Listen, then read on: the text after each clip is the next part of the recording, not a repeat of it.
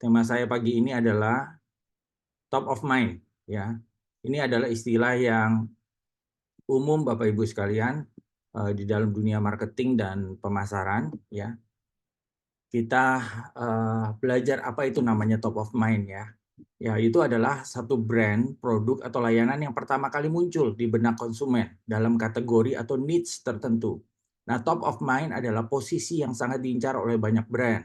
Saat sebuah brand menjadi top of mind, maka brand tersebut berpotensi melakukan penjualan lebih banyak. Jadi, Bapak Ibu sekalian, kalau kita melihat mendengar satu produk, ya, kalau misalnya saya bilang pasta gigi, ya, apa yang terbayang di Bapak Ibu sekalian? Merek Pepsodent kah, merek Ciptaden kah, atau merek yang lain?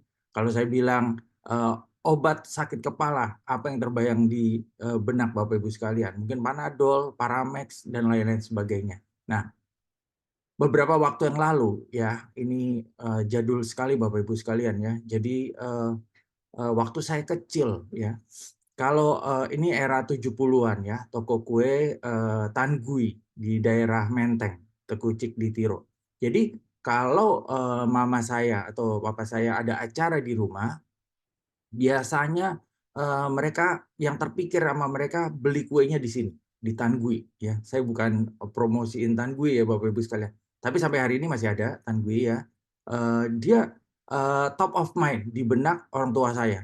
Jadi kalau ada acara beli kuenya di Tan Gui, ya, di Menteng. Nah, begitu pula Maison Weiner, ya, ini di Keramat 2, ya, Jakarta Pusat juga.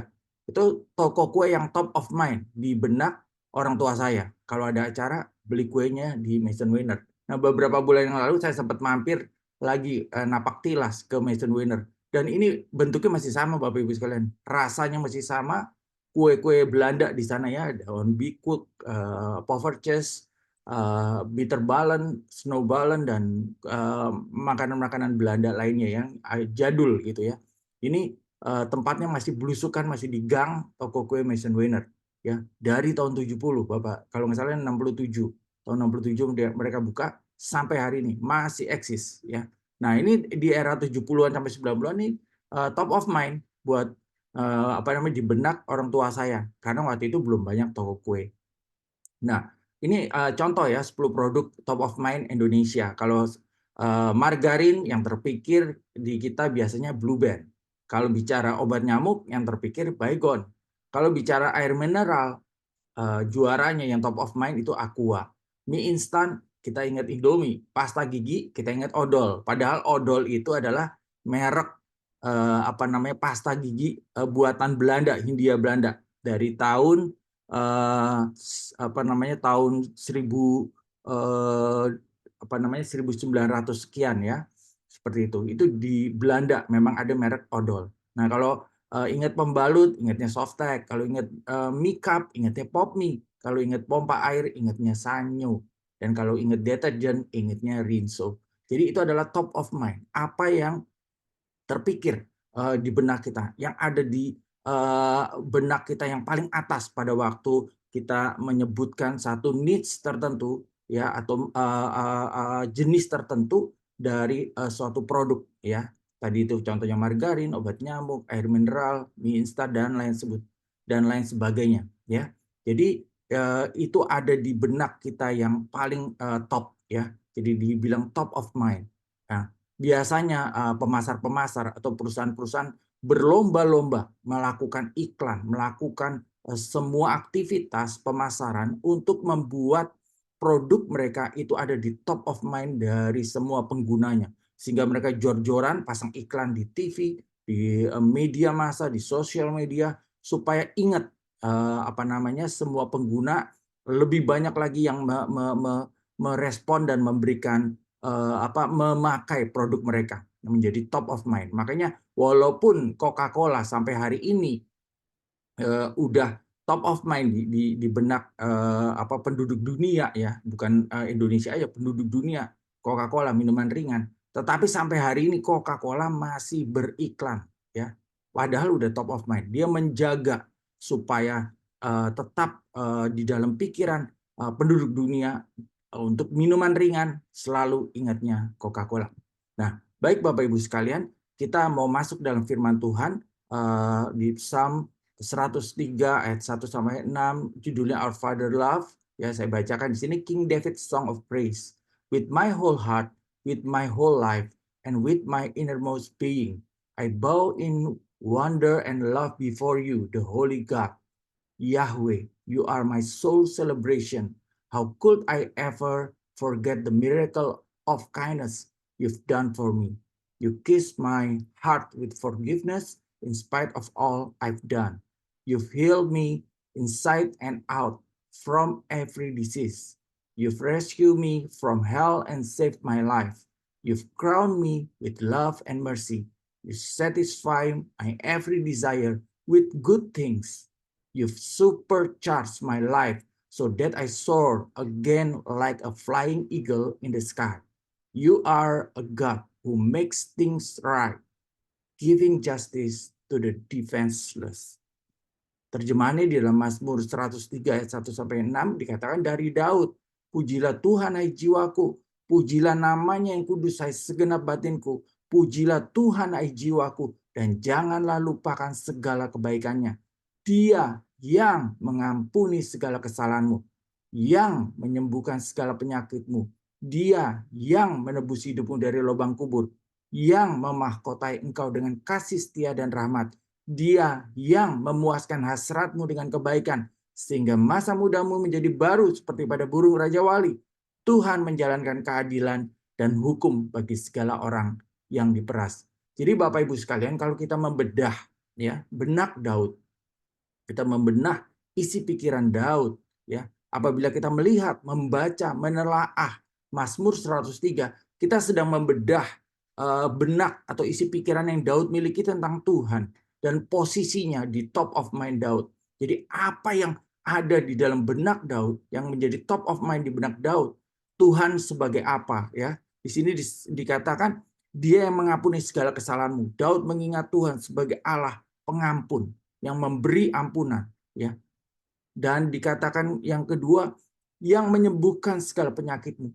Daud melihat Tuhan sebagai seorang penyembuh, ya, sumber kesembuhan, penyembuh, ya. Yang ketiga, Dia yang menebus hidupmu dari lubang kubur. Daud melihat Tuhan sebagai penebus, Yahweh sebagai penebus, dan dikatakan yang memahkotai engkau dengan kasih setia dan rahmat.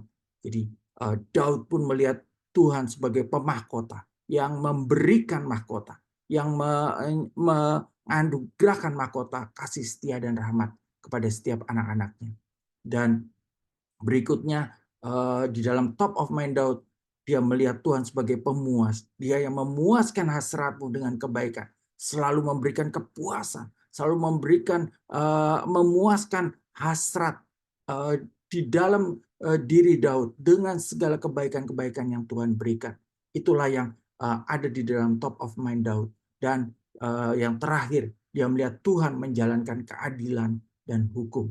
Jadi dia melihat Tuhan sebagai pengadil, ya, yang memberi keadilan, menyatakan keadilan, dan menyatakan hukum.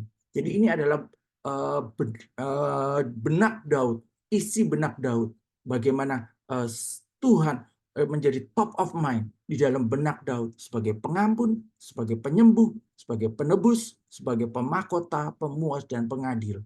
Di mana Daud mengalami Tuhan sendiri, mulai dari sejak dia dipanggil, waktu dia masih di padang dengan 2-3 ekor domba peliharaan dari bapaknya, sampai dia naik menjadi raja, sampai dia mewarisi kerajaannya, sampai Daud mangkat.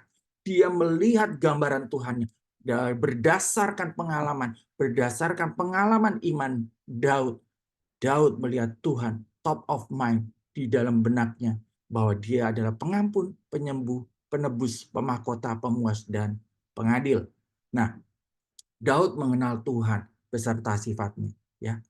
Bagaimana Daud mengenal Tuhan sebagai Allah yang penuh kasih, ya. Ada di dalam 1 Yohanes 4 ayat 8. Bagaimana Daud mengenal Tuhan, sifat Tuhan penuh dengan belas kasihan, compassion di dalam Mazmur 145 ayat 8. Bagaimana Tuhan adalah Tuhan yang kudus di dalam Mazmur 99 ayat 9. Bagaimana Daud melihat Tuhan sebagai Allah yang selalu memberikan pengampunan, forgiveness, ada di dalam Mazmur 86 ayat 15. Dan bagaimana dia adalah Tuhan yang berkeadilan, yang menyatakan keadilan, ya, dan juga faithfulness atau kesetiaan di dalam kitab Ulangan 1 ayat 9. Jadi Daud benar-benar mengenal sifat-sifat Tuhan. Dalam pengalaman-pengalaman imannya, dia mengenal Tuhan dengan sangat-sangat baik. Sehingga Tuhan menjadi top of mind di dalam benak Daud. Nah, mengapa Daud spesial di mata Tuhan, Bapak Ibu sekalian? Ya, Kisah Rasul 13 ayat 22 menyatakannya. Setelah Saul disingkirkan, Allah mengangkat Daud menjadi raja mereka. Tentang Daud, Allah telah menyatakan. Jadi ini Tuhan yang menyatakan, ya. Aku telah mendapat Daud bin Isai, seorang yang berkenan di hatiku, yang melakukan segala kehendakku. Jadi ini gambaran Tuhan tentang Daud. Makanya Daud itu kenapa spesial? Karena dikatakan, aku telah mendapat Daud bin Isai, seorang yang berkenan di hatiku, dan yang melakukan segala kehendakku. Dalam terjemahan The Passion Translation dikatakan, after removing him, God raised up David to be king. For God said of him, I have found in David, son of Jesse, a man who always pursue my heart and will accomplish all that I have destined him to do. Jadi di sini dikatakan, a man who always pursue my heart, atau pengejar hati Tuhan. Jadi Daud spesial karena dia selalu mengejar hati Tuhan, pengejar hati Tuhan. Ya, aku telah menemukan dalam diri Daud, anak Isai, seorang pria yang selalu mengejar hatiku, kata Tuhan, dan akan melaksanakan semua yang telah kutetapkan untuk dia lakukan. Jadi yang pertama, Daud spesial karena dia adalah pengejar hati Tuhan, selalu mengejar hati Tuhan. Dan yang kedua, dia adalah pelaku firman. Dia mau melakukan atau melaksanakan semua yang ada di dalam firman Tuhan tanpa pandang bulu, Bapak Ibu sekalian. Jadi kita melihat kenapa Daud spesial di mata Tuhan. Ya, Daud spesial karena dia mengejar hati Tuhan dan dia siap sedia untuk menjadi pelaku firman Tuhan. Nah, pertanyaan introspeksi buat setiap kita. Biasanya kita ingat Tuhan sewaktu apa, Bapak Ibu sekalian? Pada waktu susah atau senang? Pada waktu sakit atau sehat, ingat Tuhannya? Atau pada waktu ada masalah atau baik-baik saja? Ini pertanyaan introspeksi. Ya. Tapi Daud selalu ingat Tuhan pada waktu susah dan senang, pada waktu sakit dan sehat, pada waktu ada masalah, dan dalam kondisi baik-baik saja. Ya. Kalau kita melihat dalam kitab Mazmur dan Tawarikh, kita melihat bagaimana Daud ketika dia di Ziklag, dia hampir dilempari oleh anak buahnya sendiri, ya, ketika keluarga mereka ditawan oleh Amalek. Di situ dikatakan Daud menguatkan hatinya, mencari Tuhan. Ya, jadi di situ pada waktu terdesak, Daud cari Tuhan. Pada waktu dia di Nob, dia pun mencari Tuhan dalam kejaran Saul. Ya. Pada waktu dia di padang gurun, ya. Pada waktu dia di padang gembalaan dengan 2-3 ekor kambing domba peliharaan titipan bapaknya, dia mencari Tuhan. Bagaimana bisa dia melawan beruang, serigala, dan singa? Dia mengandalkan Tuhan. Dia selalu ingat Tuhan. Dia tahu dia lemah, dia kecil, dia masih muda. Dia cari Tuhan sungguh-sungguh. Dia ingat Tuhan. Jadi dia melatih day by day, daily. Ya, top of mind, selalu ingat Tuhan. Susah dan senang, sakit dan sehat, ada masalah, tidak ada masalah, selalu ingat Tuhan. Bapak Ibu sekalian, saya percaya, ya, di dunia ini tidak ada satu obat untuk segala jenis penyakit. Benar ya Bapak Ibu ya, kita sepakat ya. Tidak ada satu obat bisa menyembuhkan segala jenis penyakit. Tetapi ada satu pribadi yang dapat menyelesaikan segala masalah kita. Ketika kita susah, senang, sakit, sehat, ada masalah, baik-baik saja, selalu ada Tuhan di situ.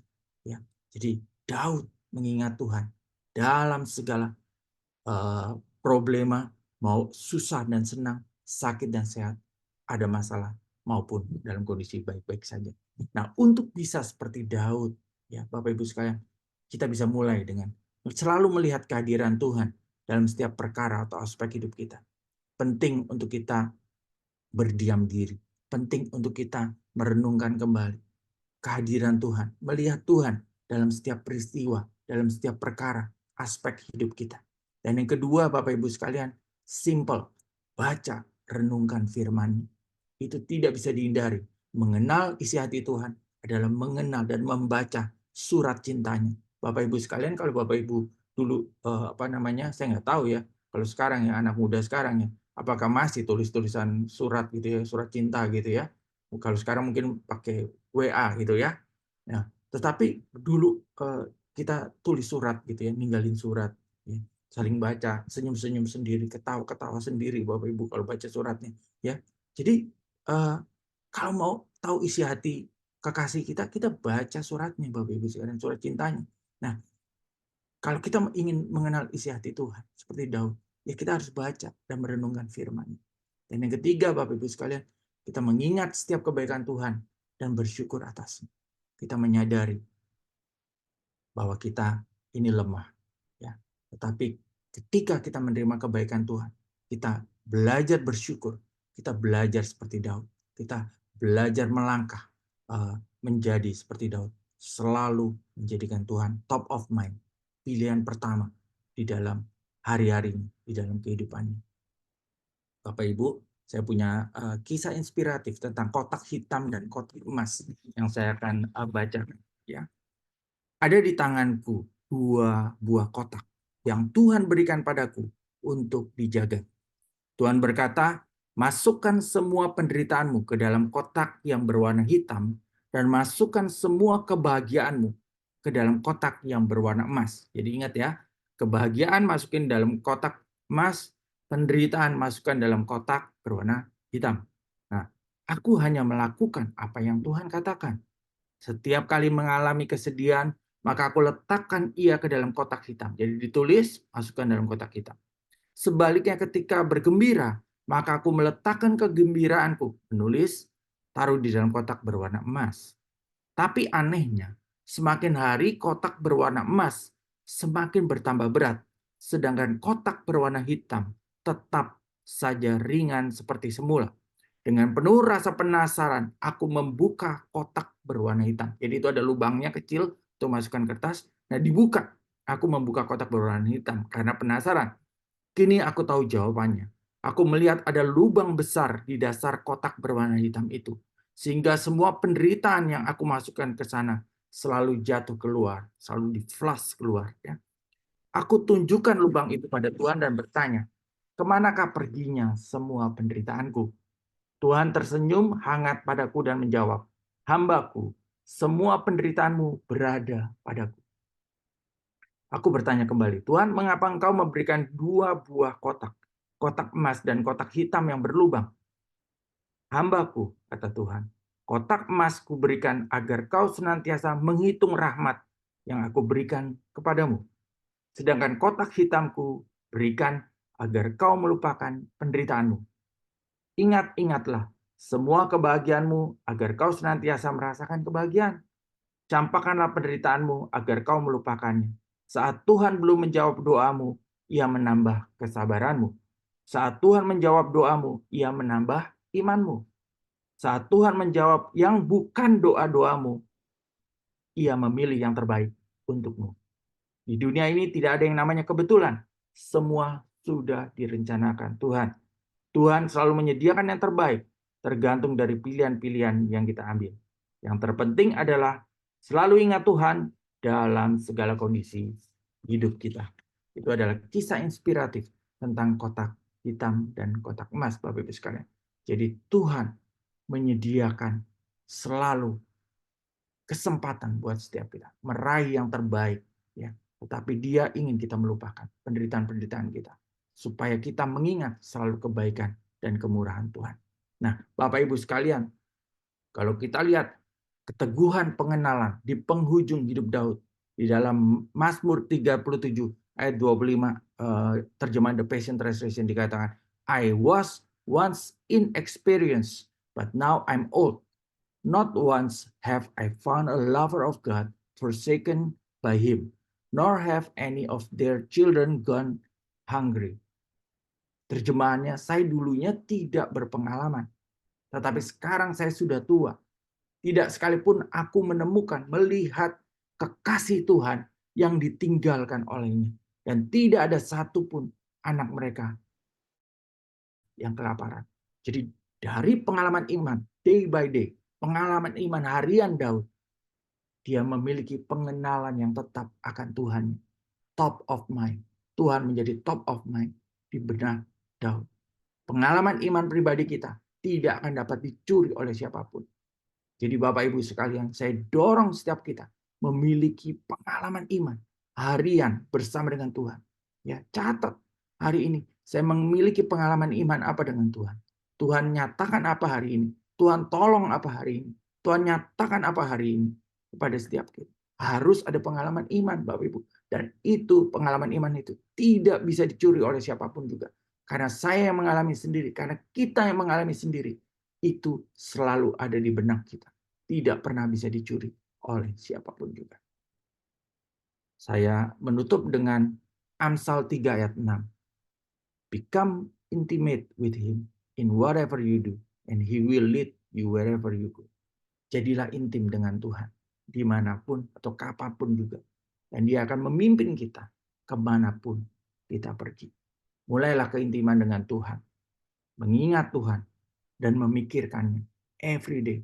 Selalu susah senang ingat Tuhan. Ada masalah, nggak ada masalah, ingat Tuhan. Sehat maupun sakit, ingatnya Tuhan.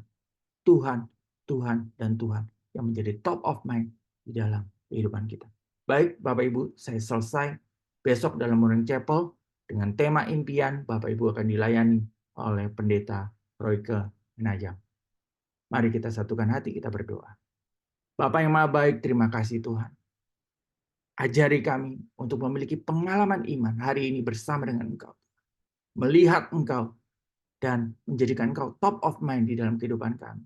Ajari kami pada waktu susah, senang, tetap ingat Tuhan. Pada waktu sakit, sehat, tetap ingat Tuhan. Ada masalah, nggak ada masalah, ingat Tuhan. Tuhan selalu menjadi top of mind di dalam benak kami. Dalam segala situasi, dalam segala keadaan. Terima kasih Tuhan. Ajari umat-Mu Tuhan untuk selalu mengandalkan, percaya pada Tuhan, punya pengalaman iman yang baru bersama dengan Tuhan. Terpujilah Engkau. Kami berdoa untuk seluruh peserta daripada Morning Chapel pagi hari ini. Kiranya berkat Tuhan, berkat kesehatan, berkat pemeliharaan, penjagaan Tuhan, dan berkat pertolongan Tuhan, pengalaman iman yang baru terjadi atas semua kami di dalam nama Tuhan Yesus. Dan setiap kita yang percaya katakan, amin. Tuhan memberkati dan selamat hari Jumat.